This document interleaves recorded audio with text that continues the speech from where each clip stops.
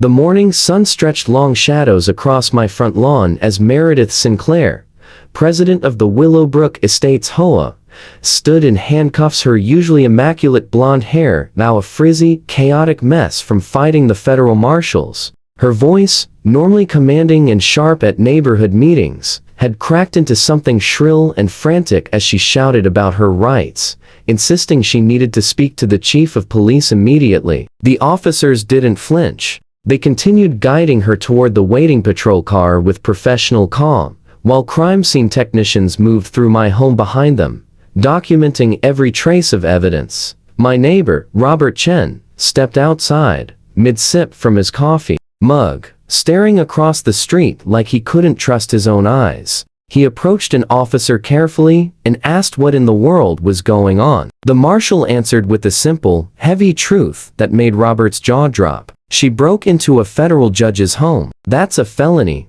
Let me back up and explain how this happened. My name is Marcus Blackwood, and I've served as a federal judge in the Eastern District for the last 12 years. After presiding over multiple high-profile organized crime cases that earned me more than a few death threats against myself and my family, I relocated to Willowbrook Estates, a gated community on the outskirts of Riverside. The irony wasn't lost on me. I'd moved here seeking peace, anonymity, and quiet relaxation, yet I soon found myself caught in the most absurd, yet legally significant, confrontation of my entire career. When I moved in 6 months ago, I made every effort to stay under the radar. My townhouse was modest compared to the neighborhood's larger homes, and I introduced myself simply as Marcus, a government employee. I never attended HOA meetings, didn't join any committees, and politely declined invitations to wine tastings, book clubs, and social gatherings. All I wanted was to come home after long days in court, tend to my small garden, and appreciate the silence I felt I'd earned. That silence washered 3 months ago when I received my first HOA compliance notice. The letter, printed on unnecessarily fancy letterhead, claimed that my window blinds were not regulation white, but eggshell, supposedly violating Section 12(3) of the HOA bylaws. I actually found the accusation amusing, considering those blinds came with the house and had previously been approved by the HOA. The letters escalated quickly when I didn't respond. Week 2 brought a complaint about my mailbox, which apparently needed repainting, despite looking exactly like every other mailbox on the street. Week 3 brought a grievance about the small American flag I'd hung beside my door. Meredith claimed it exceeded the allowed dimensions by 2 inches. By week 4, she demanded I remove my backyard birdbath, calling it a wildlife attraction hazard. Each notice grew more hostile, shifting from gentle reminders to stern warnings, and finally outright threats of fines. What Meredith didn't realize was that I'd spent years dealing with actual criminals issuing actual threats. Her passive-aggressive tirades about window blinds and birdbaths barely registered on my radar. I ignored the notices, prioritizing a complex RICO case that demanded my full attention. My silence seemed to enrage her. Soon, she began leaving voicemails at all hours, her tone syrupy sweet, but unmistakably cutting, reminding me of my obligations as a homeowner in Willowbrook Estates. One evening, she even arrived at my door, clipboard in hand, insisting that we discuss my violations in person. I calmly explained that I wasn't interested in discussing anything without proper legal documentation and closed the door. That's when things took a darker turn. Meredith began whispering to neighbors that I was hiding something. At the monthly HOA meeting, she suggested that residents who refused inspections could be running illegal businesses or worse from their homes. She even proposed mandatory quarterly inspections for every house. The board barely voted the motion down, thanks to a few neighbors who still valued their privacy. But Meredith wasn't deterred. She decided to act on her own. One Thursday afternoon, while I was 50 miles away, presiding over a complicated securities fraud case, she made her move.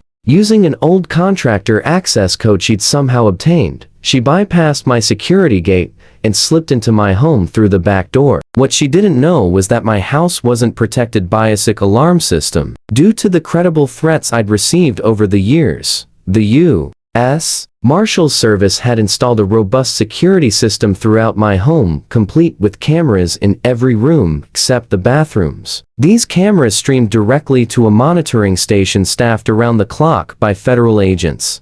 The moment Meredith stepped inside, she triggered security alerts that set a response into motion. Inside my home, she worked with the confidence of someone who'd done illegal inspections before. She photographed everything from my bookshelves to the inside of my refrigerator. She opened closets, rummaged through my bathroom cabinet, examined medications, and even had the absurd boldness to sit at my desk and riffle through papers I'd left there. Finding nothing scandalous, she started rearranging items to take photographs that fit her invented violations.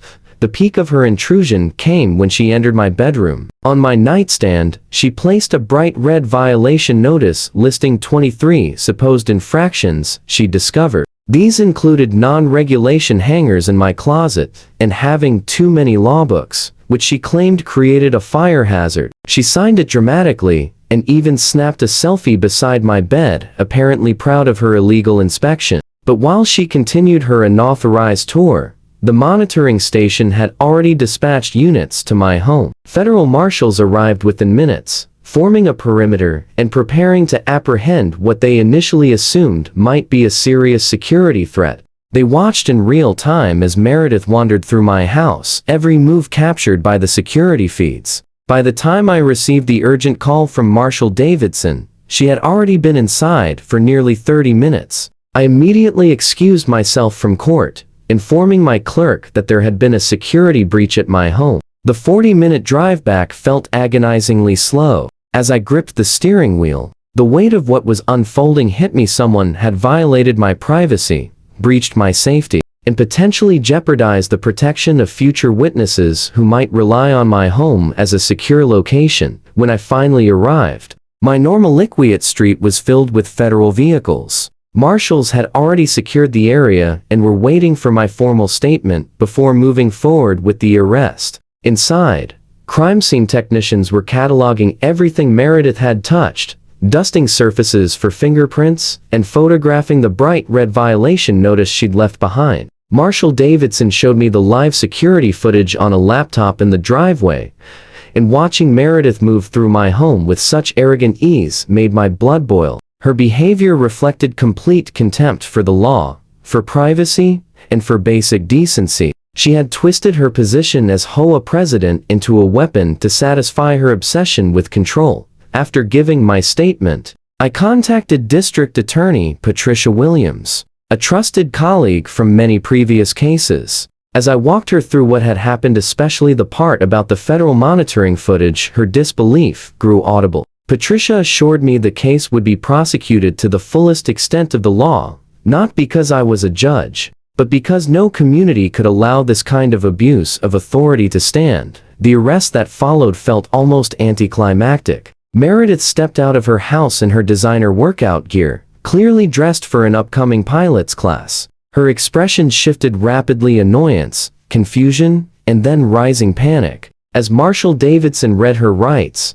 she kept insisting that this was a misunderstanding, that she had full authority as HOA president to inspect properties. When they informed her she was being charged with breaking and entering, criminal trespass, an impersonation of a federal officer due to her claim of conducting an official inspection, her protests exploded. She demanded to call her husband, her attorney, the mayor, anyone who might pull her out of this. But the marshals continued their process calmly, unmoved by her desperation. The local news picked up the story within hours. Meredith's mugshot, her meticulously applied makeup now smeared from crying, appeared on 3 major stations. The headline read, "Federal Judge's Home Invaded by HOA President," and networks broadcast the security footage showing her rummaging through my belongings. The next morning, Meredith's preliminary hearing was held in federal court, ironically in the same building where I normally presided. Though, of course, a different judge handled her case. Judge Thompson, known for his strict stance on abuses of power, set her bail at $50,000 and ordered her to have no contact with me or any Willowbrook Estates residents while the case moved forward. That evening, the HOA board held an emergency meeting. With Meredith unable to attend due to her legal situation, Vice President James Morrison took charge. The vote to remove her as president was unanimous. Several board members expressed both shock at her behavior and personal apologies for the harassment I'd endured.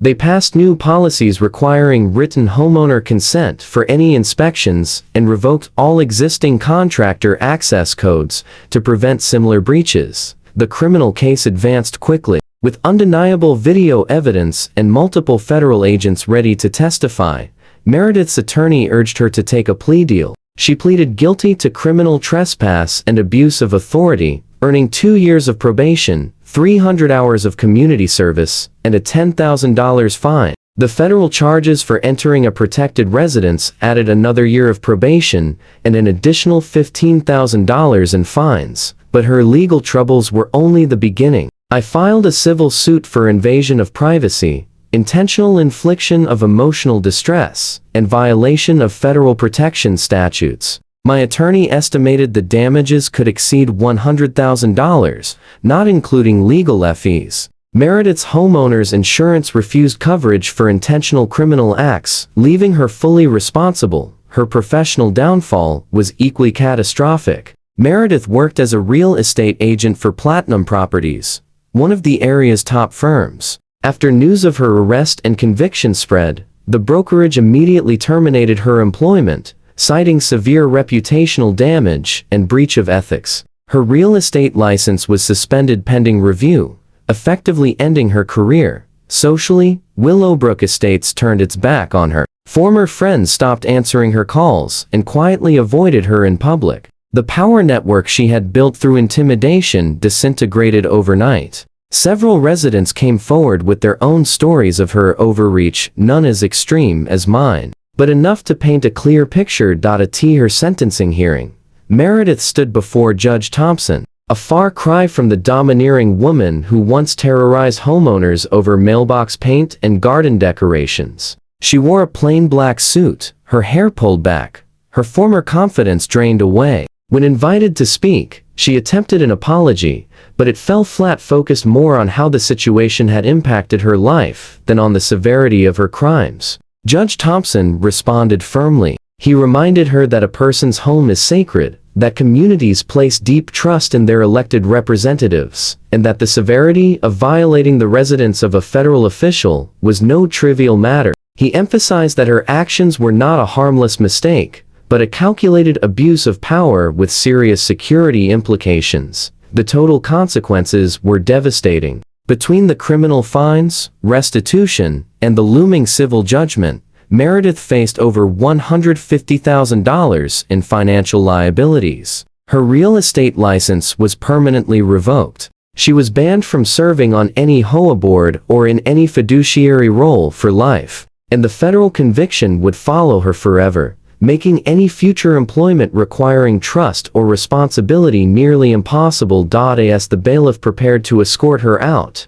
Meredith's face collapsed. The full weight of her downfall, everything she had built on intimidation and control, had finally hit. She scanned the courtroom for allies, but found none, only the unyielding faces of justice. Her mouth opened soundlessly, unable to form words equal to the ruin she now faced. The woman who had broken into my home searching for imaginary violations had instead uncovered the harsh reality of her own criminality and the price of her obsession.